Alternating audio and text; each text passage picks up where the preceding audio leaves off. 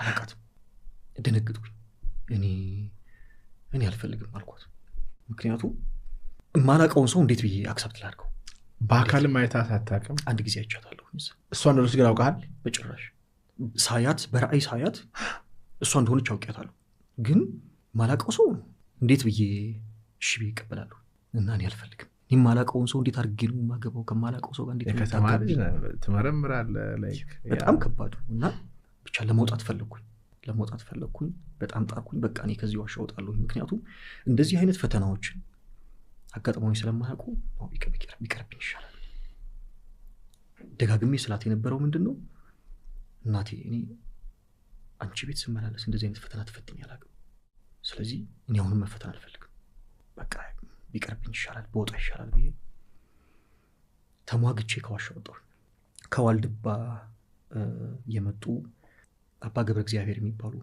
አባት ነበሩ እዛ ጠሩኝ አቤት አባት ያልኳቸው እና እስቲ ፈልጌ ነው ማወራ ነገር አለ አቤት ለምንድን ነው ድንግል ማርያም ስጦታ ልስጥህ ብላ እምቢ አልካት ደነገጥኩኝ እኔ እኮ ስለማላቃት ነው ማላቀውን ሰው ምን ብዬ ነው የምቀበለው አይታታ አታውቅም አላውቅም አልኳቸው እየዋሻኋቸው ምክንያቱም መፈተኑን አልፈለኩትኝ እኔ አላውቃትም የማታውቀውን ሰው ድንግል ማርያም ልስጥህ አትልህ ብትቀበላት ግን መልካም ነው ድንግል ማርያም ስጦታ አልቀበልም አይባልም ውስጤ ተጨነቀብኝ እሳቸው በልደናደር ቻው ብለውኝ ሄዱ እና ተሰብስበን እንደዚህ ስንጫወት እሷም እዛ መሃል ነበረችና ባለቤት አሁን ባለቤት ምንድነው የሆነ ማላቀው ወይም ደግሞ ለለየው ማልችለው ነገር አይቻለሁ ዋሻ ውስጥ ሆኜ እና ግራ ገባኝ ብዬ ለልጆች ነግራቸዋለሁ ለምን ድንግል ማርያምን ሰላም ለኪ የደገምክ ለምን አትጠይቃትም አለች እሷ እሺ ጥሩ ሐሳብ ነው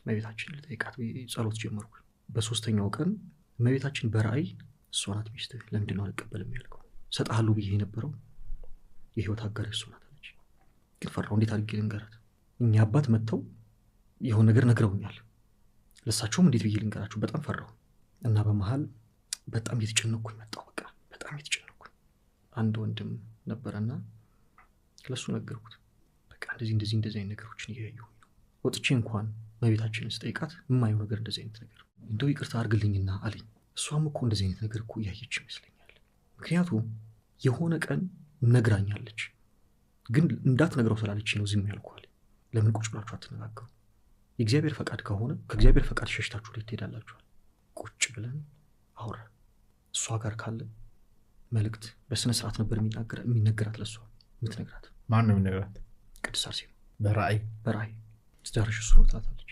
ከዛ ሄድኩኝ እኛ አባት ጋር አባ ገብረ እግዚአብሔር ጋር ከዋልድባ የመጡት ጋር ዋልድባ ነው ሄድከው ኖ እዛው ነበሩ እና ሄድኩኝና አባቴ በቃ ይቅርታ አድርጉልኝ ልጅቷን አግኝቻታለሁ ብዬ ስነግራቸው አርመሞ ላይ ነበሩ እጅህን ስጠኝ አሉኝና እስክሪብቶ አውጥተው የዓለም ስሟና ክርስትና ስሟን እጅ ላይ ጻፉልኝ እና በጣም ደነገጡ እንዴት አወቁ አልኳቸው ዘወትር ማለቅስባት ድንግል ማርያም ሚስጥሩን አትደብቀኝም ብለው ጻፉልኝ አሁን ልቤ ተረጋጋ ለምን 3 ምስክርነት ያስኩኝ ማለት ነው አንዱ እኔ ጋር አለ 2 እሷ ጋር አለ 3ኛ እሳቸው ጋር አለ በማግስቱ እሳቸው ጋር ይዣት ሄድኩኝ ተዋወቅን ተግባባን እሳቸውም ተዋወቋት የልጄ ሚስት ትዳሩ እሷ ናት ብላኝ ነበር ብለው አጫውተው ተነሱ ከዛ ሱባኤ ገባን 3ታችን እሳቸውም ዋሻ ገቡ እኛም ገባን ሱባኤ ያዝን አሰንቀን 3 ቀን አንድ ጊዜ 3 ቀን አንድ ጊዜ 7 ቀን በተደጋጋሚ አንድ አይነት መልስ እንድትጋቡ ፈልጋለሁ በተደጋጋሚ ለሳቸውም ለኛ ከዛ በኋላ ይሄ ኮሮና የሚባለው በጣም እየተስፋፋ መጣ እና ደውለው ይነግሩናል በጣም ትራንስፖርት ምናምን እንደተቋረጠ ትምህርት ቤት ምናምን ብዙ ነገሮች እንደደረሱ ከዛ ገዳሙ ላይ መቆየት አይቻልም ተባለ ምክንያቱም ላይ መንግስት ይመስለኛል እንደዛ አይነት ነገሮችን ያወረደው ትእዛዝ ነበር እንደዚህ በላይ ሰው መሰብሰብ ምናምን አይቻልም የሚል ነገር ኳራንቲን ህግ ነበር እና በዛ ጊዜ ምን ተባለ በቃ እዚህ ያሉ ለሱባኤ መጡ ለጸበል መጡ እንዲወጡ ተባለ እሺ ወጣን ተያይዘን ወጣን ግን ከመጋባታችን በፊት ሱባኤ መያዝ አለብን በተደጋጋሚ ሱባኤ መግባት አለብን። እግዚአብሔር ትዳራችን እንዲባርከው፣ መንገዳችን እንዲያስተካክልልን፣ ፈተናዎችን ሁሉ እንዲያረቅልን ጸሎት መያዝ አለብን። ስለዚህ ምን ይሻላል? እኔ ሲሪንቃ ቅድስት አርሴማ ያለችውን የፍሬ ነው የምትባለው የእሷ ስልክ ነበረኝ፣ ዋና ኃላፊዋ ማለት ነው። ደወልኩላትና ፍሬ ልንመጣ ነው፣ ቅድስት አርሴማ ፈቅዳ ትዳር ሰጥታኛለች፣ ስለዚህ ሱባኤ መግባት ፈልገናል፣ ልንመጣ ነው ስላት በኮሮና ምክንያት ሰው እንዳይገባ ተከልክሏል፣ ግን አንድ ሰው እሷን አምጣት፣ ከዛ በኋላ አንተ ሌላ ቦታ ቆይ፣ ባይሆን በ7 ቀን እየመጣ ታያታለህ፣ ለእሷ ፈቅጃለሁ አለች። በጣም የሚገርመው ነገር እንደነገርኩ ሲሪንቃ ቅድስት አርሴማ ብዙ ጊዜ ነበር የምመላለሰው፣ በጣም ብዙ ጊዜ። ትንሽ ወደኋላ ልመልስህ። በጣም ልጅ ሆኜ በህልሜ የማየው ገዳም አለ፣ የማየው ቤተክርስቲያን አለ። የእመቤታችን ቤተክርስቲያን ነው። የእመቤታችን ቤተክርስቲያንን አልፌ ሁልጊዜ ሲሄድ ነው የማየው። ሁልጊዜ እሄዳለሁ፣ ግን ለማን ነው ይሄ ነው ብዬ ልናገር? እናትና አባቴም ያን ቦታ ሊያውቁት አይችሉም በእርግጠኝነት። እንደዚህ አይነት ቦታ ይቻለው ብዬ ለማን ልናገር? እሄዳለሁ ሁልጊዜ፣ የእመቤታችን ቤተክርስቲያን አለ፣ እሷን እሳለማለሁ። ከዛ ተመልሼ ደግሞ ዋሻ ነገር አለ፣ መጣሁኛ እንዲጠብቁኝ እያልኩ ዋሻው ጋር ሄጄ ጸሎት ሳደርግ ሁልጊዜ ነው የማየው በልጅነቴ። ሲሪንቃ አርሴማ ሁልጊዜ ስመላለስ ትራንስፖርት ልይዝ ስል ወይኔ አርሴማ ነው የምትሄደው ይሉኛል። ወይኔ አርሴማ ሰምቻት አላውቅም። በጣም ብዙ ቦታ ሄጃለሁ። ወደ ትግራይ ሄጃለሁ፣ የቅድስት አርሴማን ገዳም ወደ ውስጥ ሄጃለሁ፣ ብዙ ቦታ እና ስሟ እንዴት ደስ ይላል። ወይኔ የቅድስት አርሴማ በጣም የሚገርም ቦታ። ሲሪንቃ አርሴማ ሄጄ እባክሽ እዛ ወይኔ አርሴማ የሚባለው ቦታ አድርሽ እባክሽ እላታለሁ። አሁን እሷን ወደ ሲሪንቃ ለመውሰድ ወልዲያ መጣሁ። ለምን ወደ ወይኔ አርሴማ ሄድ? ምክንያቱም ሲሪንቃ አርሴማ ለእሷ ብቻ ነው ፈቀደችልኝ። በቃ አንቺ እዚህ ሁኚ፣ እኔ ደግሞ ወይኔ አርሴማ ሄዳለሁ። እስቲ ቆይ የሚያውቅ ሰውን ፈልግ ብለን ስልክ ላይ ምናምን ፈለግን። ከዛ ደወልኩኝ፣ ልንመጣ ነው፣ ገዳሙ አዲስ ነው፣ ምንም ነገር የለው፣ ማረፊያ ቦታ የለውም፣ ስለዚህ ምን ይሻላል? እኔ የፈለገበት ይሆናል እንጂ ካንተ ጋር አልለይም አለች። ከዛ ተያይዘን ሄድን። ወይኔ በጣም የሚገርመው ነገር ልክ እዛ ቦታ ስንደርስ እኔ ልጅ ሆኜ በህልሜ ሳይት የነበረችበት ቦታ እዛ ሄድን። 1 ወር ሱባኤ ያዝን። 1 ወር ሱባኤ ስንይዝ የመጀመሪያው እኛ ያሰብነው ምንድን ነው? እዛ ሄደን ምን እናደርጋለን? ሱባኤ እንይዛለን፣ መተን እዚህ እንጋባለን። ግን ልክ እዛ ስንደርስ መነኮሳቶቹ እንኳን ደህና መጣችሁ ስንጠብቃችሁ ነበር አሉ። በስልክ ስለደወላችሁ ነው? ምንድን ነው የደወልነው? ሌሎች ልጆች ጋር ምዕመናኖች ጋር ያውቁናል እንዴ ምናምን አለ። አይ ስንጠብቃችሁ ነበር፣ ለማንኛውም እረፉ፣ አሁን እንነጋገራለን ምናምን አሉ። እዛ አረፍን። ከዛ በኋላ ግን በተደጋጋሚ እዛ እንደምንጋባ ነው የምትነግረን። እና አንድ ጊዜ ከሱባኤ ስወጣ እኔ አበምኔቱ ጠሩኝና ምን አዲስ ነገር አለ አሉ። ይመስለኛል ብቻ እዚህ ነው መሰለኝ የምንጋባው፣ እንደዛ አይነት ነገር እያየሁ ነው አልኳቸው። ሳቁና ከአንተ ይምጣ ብዬ ነው እንጂ መጀመሪያ ማወቂው ነበር አሉ። ነገሮች ውስብስብ እየሆኑብኝ ነው ይሄዱ ያሉት። ከዛ የቀኑ ደረሰ፣ የጋብቻችን ቀን ተቆረጠ። በምን ይደገስ? እኔ ከስራ ረጅም ጊዜ እርቅ ያለሁ፣ ብር እየጨረስኩኝ ነው እና የገዳሙ አበምኔት የሚያስፈልገውን ነገር ለድግሳችሁ ለሰርጉ ገዳሙ ጋር ያለውን በጉንም እህሉንም አዘጋጁ፣ ውሰዱ። ከዛ በኋላ እጄ ላይ ገንዘብ ስታገኝ ትከፍለኛለህ፣ ምክንያቱም የማህበር የገዳሙ ገንዘብ ስለሆነ። እሺ። መጨረሻ ላይ ተዳርን። በጣም ደስ የሚል ነበር። ሰው ቤተሰብ ግን አልነበረም። ብቻችን ጠይቄያለሁኝ። በሱባኤ ደጋግሜ ጠይቄያለሁኝ። እንዴት ነው ብቻችን እንዴት ነው የምንዳረው? ሰው የሌለበት በቃ ምንም እዚህ ነው የምትጋቡት ነው የምትለኝ። መጨረሻ ላይ ተጋባን፣ አለቀ። ከዛ በኋላ የሆነ ቀን ዋሻ አለ፣ የቅድስት አርሴማ ታቦት የወጣበት ዋሻ። በዛ ዋሻ ሲሄድ መንገድ አለች፣ ቀጭን መንገድ። በዛ ዋሻ ሲሄድ ምሽት ላይ ነው 3 መላእክት ከፊት ያወረዱ፣ ፊት ለፊት እንደዚህ መንገዱን ዘጉት። ደነገጥኩኝ በጣምና ቆምኩኝ። በቃ መንቀሳቀስም አልችልም። ከዛ ዋሻው ጋር 3 ድንጋዮች አሉ፣ በጣም ብዙ ድንጋዮች አሉ። 3 ድንጋዮች ላይ ግን ምልክትና ጽሁፍ ጻፉና ያንን አሳይተውኝ ሰጥተውኝ ተመልሰው ወደ ላይ በረሩ። በጣም ነበር የደነገጥኩት። እንደነገርኩ ነው ነገሮች በቃ ውስብስብ ይሆኑብኛል። መጨረሻ ላይ ግን የገዳሙን አበምኔት ሄድኩኝና ገንዘቡን ልክፈልዎት የተደገሰበትን ሰርኩ ስላቸው፣ አንድ ነገር ልንገርህ፣ እኔ የቅድስት አርሴማ ታዛዥ ነኝ፣ አገልጋይ ነኝ።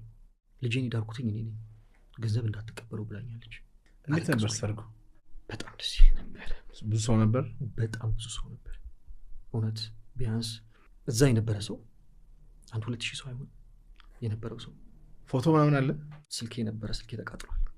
እሳቸው ጋር ግን አለ። 2,000 ሰው እንዴት ሊመጣ ይችላል? በኮሮና ምናምን የሀገዳም አልተዘጋም ነበር፣ አልተዘጋም ነበር። ምክንያቱም በጣም ብዙ ሰው ተስፋ እየቆረጠ ሲመጣ፣ በህመሙ በምኑ የተጨነቀ ሲመጣ፣ እሳቸው ደግሞ ተነጋገሩና አይ በቃ እኔ ገዳሙ መከፈት አለበት፣ ሰው በጣም ተጨንቋል፣ ስለዚህ እግዚአብሔር ያድን፣ እኛ ግን ገዳሙ መክፈት አለብን አሉ። እና ገዳሙ ከፍተው በጣም ኮቪድ ምናምን ነበር እዛ ውስጥ? ግን አልነበረም በጭራሽ፣ አንድም ሰው አልነበረም። ስንት ዓመት ናቸው የተጋባቸው? አሁን 6 ዓመት ሊሆን። ወለዳችሁ? አዎ። ስንት ልጅ ወለዳችሁ? ሁለተኛ ልጃችን ወልደናል። ስሙን ማን አላችሁት? ካነን። ምን ማለት ነው ካነን? እግዚአብሔር አከበረን። እግዚአብሔር ካነን ማለት ነው። ካነን። የመጀመሪያ ልጃችን ደግሞ ታኦድራ ልዑል ትባላለች። ታኦድራ ማለት የእግዚአብሔር ስጦታ ማለት ነው። ፋሚሊ ግን ምን አላችሁ? ተጋብታችሁ ቴሳ ፋሚሊ ያለሽ ሽምግልና ሳይላክ ተልኳል። ጦሎች ሳይስ ተልኳል። ሽምግልና ተልኳል። ከዚህ ከጅሩ አርሴማ በወጣንበት ሰዓት የግዴታ በቃ ተጋቡ ስለሆነ መልእክቱ ሁሉ በቃ ሽምግልና ይላክ፣ ሽምግልና ተላክ። እነሱ የሚጠብቁት ግን ሰርጉን እዚህ ነው። ከዛስ ግን ምን ተስማሙ? ከሰርጉን ግን ሳይቱ ምናምን ማዘር የልጅን መጋይቺ ምናምን ተስማማች? አዎ ማለት ትንሽ ከብዷት ነበር እውነት ለመናገር። ግን ከልጅነት ጀምሮ አንድ ምላት ነገር አለ። ለምሳሌ ገዳማት ሲሄድ እንደዚህ በጣም ታለቅሳለች እናቴ። አዎ ምክንያቱም የመነኩሳለን ፍርሃት ነበር እና በጣም በቃ ስታለቅስ አንድ ጊዜ የማስታውሰው ምንድነው እናቴ ያልኳት እግዚአብሔርን እሺ ልበል ወይንስ አንቺን እሺ ልበል? አንቺን እሺ ካልኩኝ እግዚአብሔርን እሺ ማለት አልችልም። ስለዚህ እግዚአብሔርን እሺ ማለት አለብኝ። እኔ ገዳማትም የሄደው ወድጄ አይደለም፣ ተገድጄ ነው። አዎ ሁለተኛ ውስጤ ረሃብ አለ። ምንም ያጎደላችሁብኝ ነገር የለም፣ ግን እናንተም ሙላት የማትችሉት የሆነ ውስጤ ባዶ የሆነ ነገር አለ።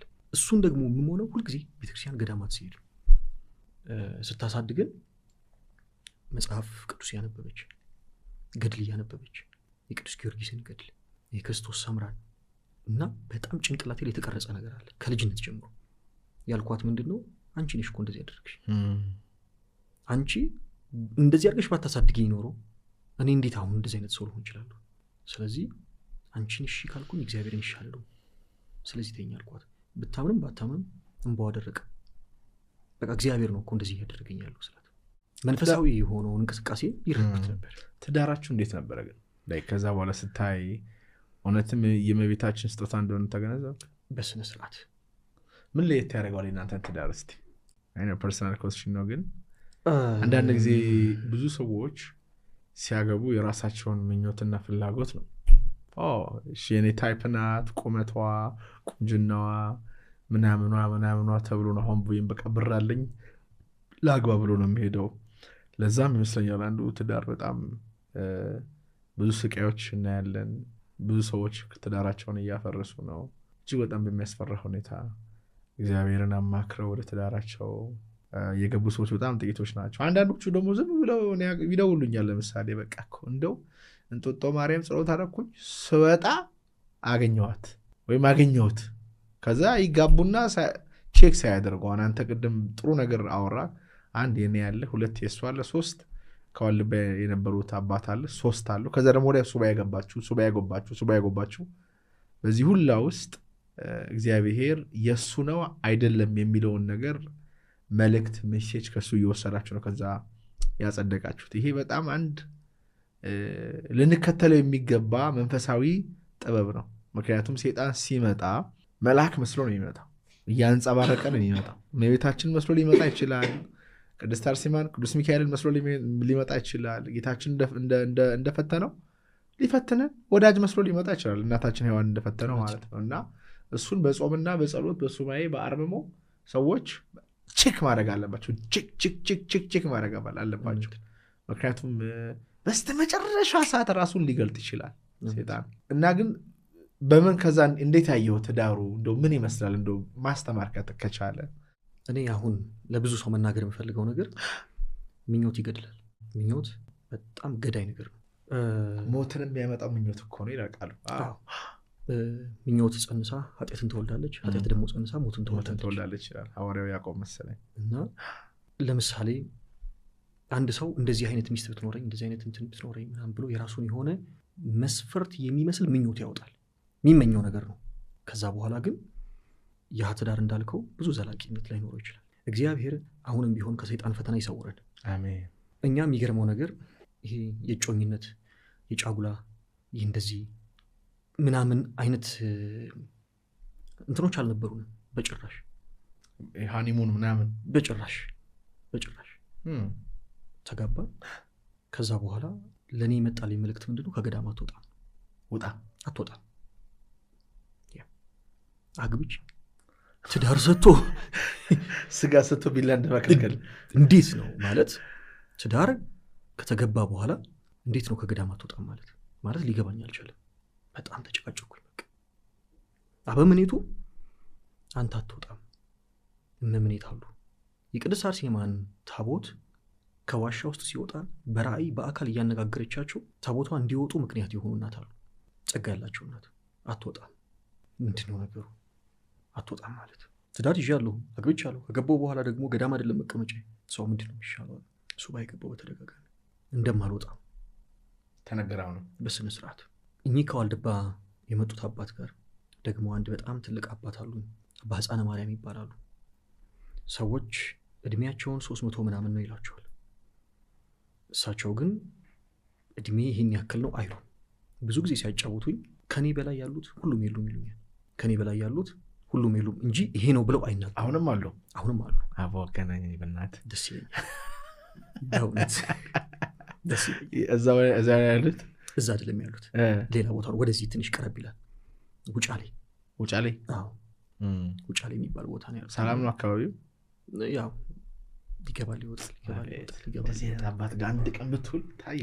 በጣም እሺ። ምን አለው ፕሬዘንሳቸው ምናምን ግን እንዴት ነው? ጸጋቸው ምናምን እንዴት ነው ስታወራቸው? በቃ በጣም ነው ደስ የሚሉት። በጨዋታ በቀልድ በምናምን ነው እንጂ የሆኑ ነገሮችን እንደውም በቃ ብዙ ቀጥታ አይናገሩም። አዋስተው ምናምን ነው። አዎ ከኔ ጋር በጣም የሚገርም ግንኙነት ነው ያለን። በቃ መንፈሳዊ ግንኙነት እና እሳቸውም ነገርኳቸው። አባቴ የወሉት ከመጀመሪያው ጀምሮ ቅድስት አርሴማ ትዳረኝ ሰጠችኝ ከማለት ጀምሮ ተጋባን። ከዛ በኋላ አትወጣም እያለች ነው ምንድነው ነገሩ ከማለት ጀምሮ አባቶች ጸሎት የማያደርጉበት ህይወት የለኝም። እያንዳንዱን ስቴፕ ይሄ ነገር እንደዚህ ሆኗል ተፈጥሯል፣ ስለዚህ ምን ትላላችሁ ተመክራቸዋለህ? እያንዳንዱን ነገር ታደለ መስማ እና በጣም ብዙ ነገር ነው የሚነግሩኝ። እስቲ ቆይ እናየዋለን አሉ። እኚህንም አባት ባኮትን ጸልዩልኝ፣ ሱባኤ ልግባ፣ እርሱም ሱባኤ ግቡልኝ ባኮት። እሺ ገባን። እመቤታችንም ያለችኝ ምንድነው? አንተ የኔ አገልጋይ ነህ። በዓለም ብትኖር ትዳር ህይወት ልጅ ቢሰጥህ እኔ እንድታገለግል ነው እንጂ ዓለም እንድታገለግል አይደለም። በጣም የሚገርመው ነገር ዋልድባ ካሉትም አባት ከአባ ሕፃነ ማርያም አንድ አይነት መልስ ነው የመጣልኝ። ይሄ ራሱ አዎ እኔ ጋም አንድ አይነት መልስ። በጣም የሚገርመው ምን እንደሆነ ታውቃለህ? ብዙ ነገሮችን አምናለሁኝ፣ በጣም ልቤን ከፍቼ ነው የምቀበለው። ግን የአገልግሎት ጉዳይ ሲመጣ ግን በቃ ግዴታ ክሮስ ቼክ ማድረግ አለብኝ፣ መጠየቅ አለብኝ እንደዚህ። ስለዚህ ተመልሼ እዛ ገዳም አንድ ወር ይመስለኛል ይወጣል። ምን አለች? እግዚአብሔር ፈቃድ ይሁን። ትጨነቃለች። እሷም በመንፈሳዊ ጠንካራ ነች። የተክለ ሃይማኖት ቤተክርስቲያን ሰንበት ትምህርት ቤትን ታገለግለው እዚህ በገና ትደረድራለች ምናምን። እዚህ በርካታ ያለው ተክለ ሃይማኖት ኖ ወደ ጣፎ በበገና ትዘምራለች። በጣም የተረጋጋች ናት። እግዚአብሔር ፈቃድ ይሆናለች። ከዛ ተመልሼ ግዴታ መሄድ አለብኝ። ለአንድ ወር ወደዚህ ግን መጣሁኝ። አብረን ተያይዘን እንሄዳለን ሀሳባችን የነበረው። በመሀል የእሷ እናት አንድ ነገር ተናገሩ። በቃ ስንቃችንን ምናምን ያዘገጃጀን ነበረ። በጣም የሚገርመው ነገር ትንሽ ልመልሰው ወደኋላ፣ በጣም ተጨነኩኝ የአገልግሎት መንገድ ሲመጣ እና ምንድነው ነገሩ? መስቀል ተሸክሜ ነው ማየው መስቀል ተሸክሜ፣ በጣም ትልቅ መስቀል እና በጣም ከባድ ነው። አባቴ ጋር ደወልኩላቸው። እንደዚህ አይነት ነገር አየሁ። አለቀሱ በጣም። ይሄ ነገር የሚገባው ለመነኮሳት ነው ልጄ፣ በጣም ይገርማል ብለው አለቀሱ። እና በዛ መሀል በጣም የተጨነኩኝ። በጣም ቅዱስ ሚካኤልን ያሳደገኝን ሳገለግልበት የነበረውን መልአክ ለመንኩት። አብሮኝ እንዳለ ከኔ ጋር እንደሆነ ፍጹም የሆነ ማረጋገጫ ሰጠኝ። በጣም ተደሰትኩኝ። እሷ በመሃል በዚች በመጣንበት 1 ወር ውስጥ እስቲ ቆይ ቼክ አፕ እናድርግ ብለን ቼክ ስናደርግ 15 ቀን ነፍሰ ጡር ሆነች። ስለዚህ ትቻት መሄድ ነበረብኝ። ትቻት ሄድኩኝ።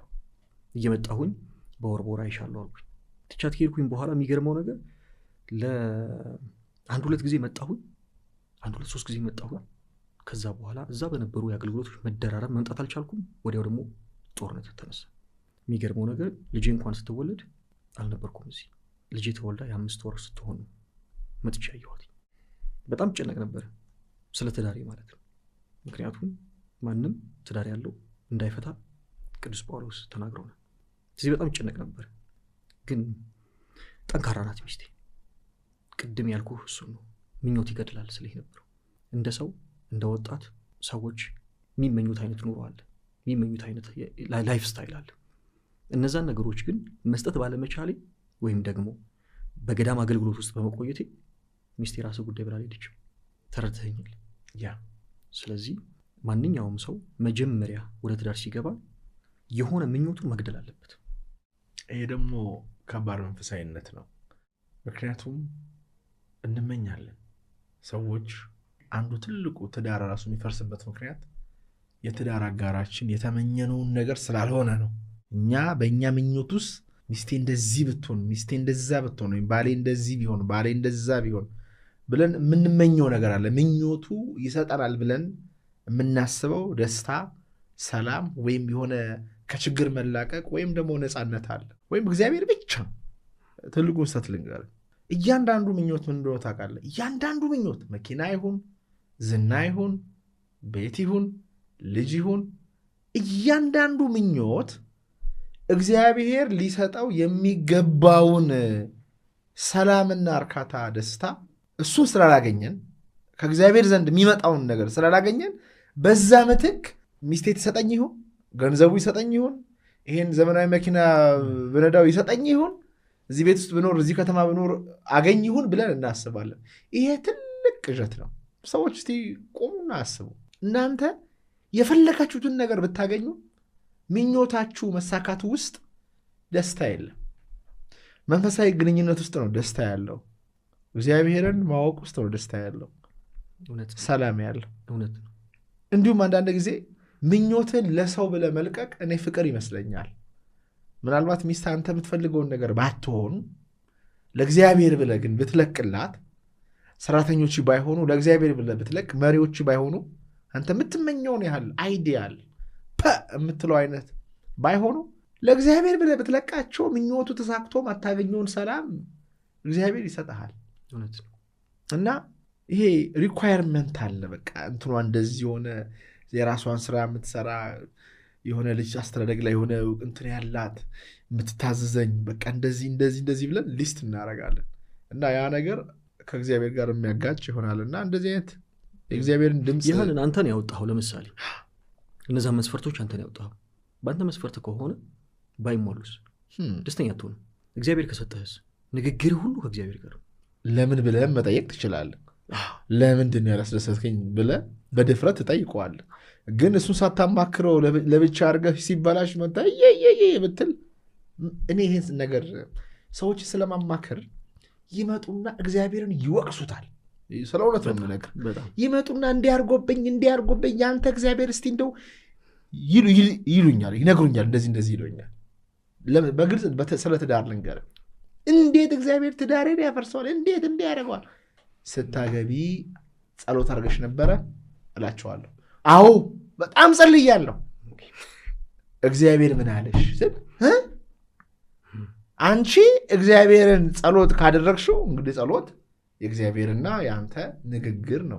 አንተ ስትጠይቀው ይመልሳል፣ እሱ ሲጠይቅ መመለስ አለ። ምን አለሽ ስል እንዴት ማለት ምን አለሽ እግዚአብሔር? አግቢ ያለሽ አታግቢ ያለሽ ተያለሽ ምንድን ነው እግዚአብሔር ያለሽ? እንዴት ማለት አላውቅም። እስከዛሬ ጸሎት አድርግሽ አታውቂም ማለት ጸሎት ካደረግሽ እግዚአብሔር ምን እንዳለሽ ታውቂያለሽ። አታግቢ፣ ተይ ልጄ ረፊ ተይ እኔ ያዘጋጀሁልሽ ሰው አለ እያለሽ እምቢ ብለሽ ሊሆን ይችላል የገባሽው። ስለዚህ አሁን እግዚአብሔርን አታማር። ያንቺን አለማወቅ፣ ያንቺን የእግዚአብሔርን ድምፅ አለመስማት እሱን አስተካክዩ። ነው የምላቸው። እንኳን እኮ ትዳርን የሚያክል ትልቅ ነገር ይቅርና እችን ትንሽ ኢንተርቪው ለማድረግ እኮ እግዚአብሔርን ማማከር አለብን። ይሄ ትልቅ ብዙ ሰዎች የሚያዩት ኢንተርቪው ነው። ብዙ ሺህ ሰዎች ያዩታል ይሄን ኢንተርቪው። ግን እኮ ከዚችኛዋ ቤት እዛች ለመሄድ እኮ እግዚአብሔርን መጠየቅ መቻል አለብን። ፈቃድ እግዚአብሔርን መጠየቅ መቻል አለብን። ልጅ ሆኜ የሰማሁት በጣም ያሳቀኝ ታሪክ አለ። ሰውየው አሉ ካለበት መንደር ወጥቶ በሬ ሊገዛ ሲሄድ እከሌ ወዴት ነው የምትሄደው ይሉታል። በሬ ልገዛ እየሄድኩኝ ነው። ምን በሬ ልገዛ ትላለህ? እግዚአብሔር ብፈቅድ በሬ ልገዛ እየሄድኩኝ ነው አትልም? እናንተ ደግሞ አጉል ታካብዳላችሁ፣ አጉል ትፈላሰፋላችሁ ሃይማኖተኞች ስትባሉ። በሬው ያለው ገበያ፣ ገንዘቡ ያለው እኔ ጋ፣ ሰውነቴ ጤናማ ነው፣ ሄጄ በሬውን ገዝቼ እመጣለሁ እንጂ እግዚአብሔር ብፈቅድ ምናምን ምን ፎርሙላ መጣው አሉት። እሺ እግዚአብሔር ይርዳሉት። እነሱ ሄዱ። እሱ በጫካ ውስጥ በገደል ውስጥ እያደረገ ወደ ገጠር በሬ ገበያ ሲሄድ መንገድ ላይ ሰዎች ይይዙታል፣ እጅ ወደ ላይ ይሉታል፣ ገንዘቡን ወስደው ቀጥቅጠው ደም በደም አድርገውት ከዛ ተመልሶ ሲመጣ ሰዎች ያገኙታል። እከሌ ወዴት ነው የምትሄደው? በሬውስ የለም እኮ እግዚአብሔር ቢፈቅድ ወደ ቤቴ አለ። እውነት ነው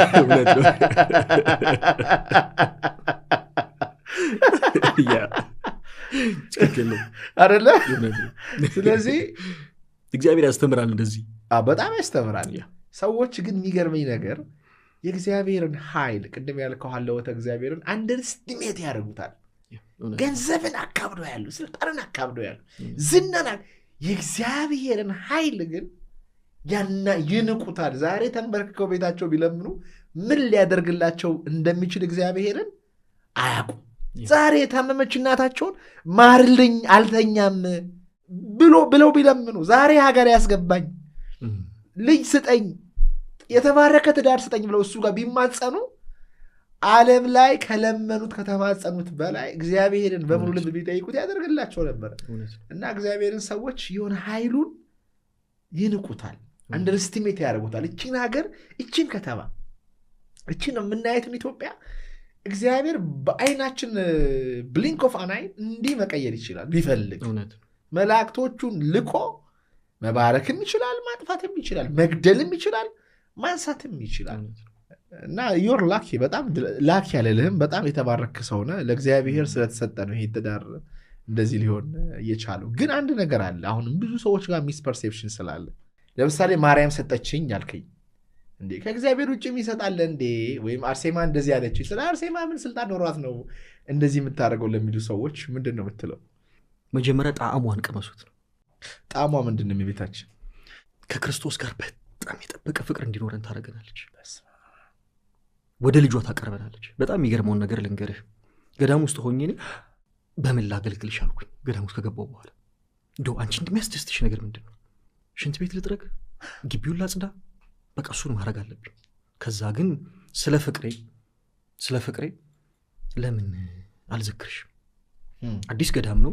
ስለዚህ የሆነ ቤተ እግዚአብሔር ነገር ይሰራና የዝክር ቦታ ከአበምኔቱ ጋር ተነጋገርን። ሱባኤ ገባሁ። ከሱባኤ ከጸሎት የተለየ ብዙ ህይወት የለኝም። እያንዳንዷ ስቴፕ ላይ ይህን ነገር ትፈቅደዋለህ ጥያቄ ጠይቃለሁ። የሚገርመው ነገር እመቤታችንን ልዘክርሽ ፍቀጅልኝ ብዬ 3 ቀን ሱባኤ ስገባ አንድ ነገር በህልም ያየሁኝ። እናቴን ትመስለኛለች እና እህል ታሰጣለች። ከዛ እናቴ ምን እያደረገች ነው ያለችው ብዬ ተጠጋኋት። በጣም ቀረብኳት። ስቀርባት መልኳ ቀይራል። በጣም የሚገርም በቃ እናቴም ቀይ ናት፣ ግን በቃ ሌላ መጀመሪያ እሷ መስላኝ ነበር የተጠጋኋት። ምን ያደረግሽ ነው ስላት እኮ ደረሰ ልጄን መድኃኒዓለም ዘክርልኝ። እኔ ሱባኤ ገባሁት ስምሽን ልጥራ ልዘክርሽ፣ ንፍሮም ቆሎም እንጀራም ያገኘሁትን ላድርግ። እሷ ግን ምን አለች? አይ ልጄን ዘክርልኝ። አየህ ወተቃወመ ነገሥት በየማነ ከሚል ቅዱስ ዳዊት ነገሥት በቀኝ ትቆማለች። ድንግል ማርያም በቀረብናት በወደድናት ባከበርናት ጊዜ ልጇን ነው ትጠቁማል።